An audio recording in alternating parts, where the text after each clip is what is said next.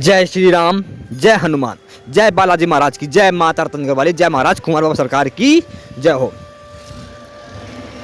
हम किसी भी मंत्र को या किसी भी साधना में बैठे हुए हैं, किसी मंत्र साधना में बैठे हुए हैं, तो उसके लिए ज़रूरी क्या होता है?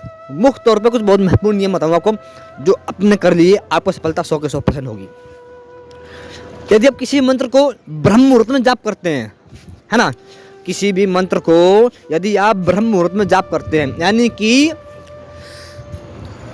4 बजे से लेकर 5:30 बजे तक, 4 बजे से लेकर 5:30 बजे तक यदि आप किसी मंत्र का जाप करते हैं, किसी भी साधना के लिए बैठते हैं, किसी शक्ति को सिद्ध करने के लिए बैठते हैं, तो आपको सफलता 100 के 100% होगी। अब बात आती है जाप करने की।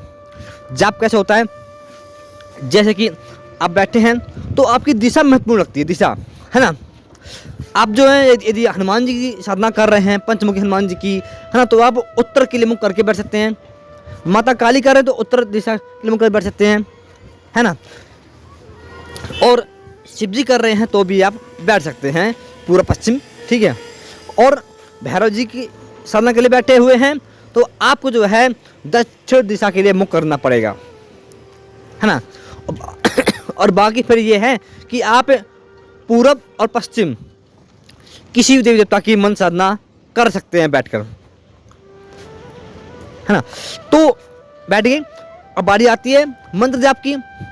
जब आप मंत्र जाप करें तो पद्मासन में बैठकर जाप करें, पद्मासन में, है ना। पद्मासन में जाप करेंगे बैठकर मंत्र का, ठीक है। और सीधे हाथ में माला पकड़ेंगे। हमारा अंगूठा होता है, अंगूठे के पास में एक उंगली होती है, बीच वाली उंगली जो सबसे बड़ी उंगली होती है उसमें माला फांस कर जाप करेंगे और अंगूठे से चलाएंगे, एक एक मोती आगे चलाएंगे, है ना। इसी प्रकार करना है आपको। करने बाद में यह आप विशेष तौर पर बारी आती है कि भोग प्रसाद की। आप जिस देवी देवता की साधना के लिए बैठे हुए हैं तो उसमें भोग प्रसाद जो भी मानो बालाजी महाराज हैं या कुंवर बाबा हैं तो उनको बतासे भोग लगा दें, मिर्ची भोग लगा दें, गुड़ चने भोग लगा दें कुंवर महाराज को, है ना। लड्डू पेड़े भोग लगाते हैं कुंवर बाबा को। यदि माता रतनगढ़ वाली बैठे हो तो पेड़े का भोग लगाएं, है ना। और बालाजी की बैठे हुए हैं तो उनको बूंदी लड्डू चलता है, गुड़ चने में चल जाता है। माता काली में लौंग बतासे चलते हैं साप्ताहिक में, और भैरव जी में वही लौंग बतासे चलते हैं, उड़द चलती है। वो आप मंदिर में देकर आएँ, बाहर घर में भोग ना दें भैरव बाबा को, है ना। जो उड़द की दाल है वो आप मंदिर में जाएँ, चढ़ा कर आ जाएँ भैरव जी में, और घर पर आ जाएँ पूजा करें। यदि माता काली के बैठे हुए हैं तो माता काली के मंदिर जाएं, वहाँ पे नींबू माला माँ को पहनाकर फिर घर पे साधना करें आकर। इससे आपको साधना सफलता प्राप्त होगी, है ना। तो माता काली हैं, भैरव जी हैं, शिव शंकर हैं, है ना। ये ऐसे देव, मानो शमशान काली, तो ये ऐसी देवी शक्तियाँ हैं कि इनका घर से बाहर भोग दो जाकर। यदि घर से बाहर आप जाप नहीं कर सकते हैं, तो आप घर में जाप कर लें, भोग बाहर देते हैं जाकर, पहले भोग देते हैं फिर जाकर आकर। इसी प्रकार से करना है कंटिन्यू, ठीक है। और जय बालाजी महाराज हैं, कुंवर बाबा हैं, रतन में दुर्गे माँ हैं, तो इनकी अब घर में पूजा कर लो, घर में भोग दे दो, कोई बात नहीं है ना। और ऐसा होता है कि जो माता मदानन है, माता काली हैं, भैरव जी हैं, इनका भोग लगाने के बाद में ग्रहण नहीं करना चाहिए।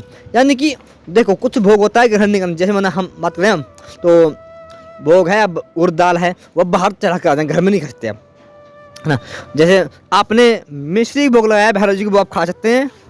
माता काली को भोग लगाया, वो आप मिश्री खा सकते हैं। आप लौंग जैसे माता काली के आप नहीं खा सकते, वो संकट वाला व्यक्ति होकर उसे खिलाएंगे, आप नहीं खा सकते। क्योंकि देखो जो ऐसे खा लेता है उस पर कहीं ना कहीं नेगेटिव ऊर्जा का वास होता है ना। हाँ, जैसे माता काली को आपने पेड़े भोग लगाया, माता काली वो आप खा सकते हैं। लड्डू भोग लगाए वो आप खा सकते हैं माता काली का भोग, है ना। लेकिन लौंग तो माता काली की नहीं खा सकते आप, ठीक है। और अब बारी आती है कुंवर महाराज की। कुंवर महाराज का आप जो भोग पर चढ़ाएंगे वो आप सब खा सकते हैं। माता रतनगढ़ वाली का आप जो भोग पर चढ़ाएंगे वो आप खा सकते हैं, ग्रहण कर सकते हैं। तो इसी प्रकार से करनी है।